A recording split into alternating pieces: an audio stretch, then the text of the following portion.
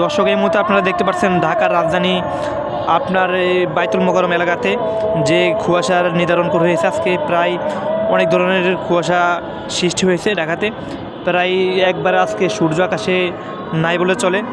তো আপনাদেরকে ঢাকা বাইতুল মোকাররমের শীতের কুয়াশার সকালেরগুলো দেখানোর জন্য চেষ্টা করছি। আসলে আজকে আমরা যা দেখলাম, আজকে পোশাকের শীতের তীব্রতার জন্য অনেক ধরনের অনেক ধরনের মানুষের, সাধারণ মানুষের ভোগান্তি সৃষ্টি হয়েছে। আপনারা এই মধ্যে সেই ভিডিওটি দেখার জন্য চেষ্টা করছি আপনাদেরকে।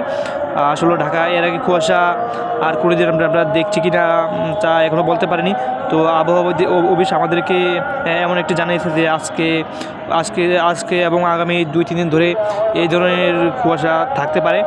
তো আমার কাছে এই ছিল ঢাকা বাইতুল মোকাররম এলাকা থেকে সর্বশ্রেষ্ঠ খবর। আপনারা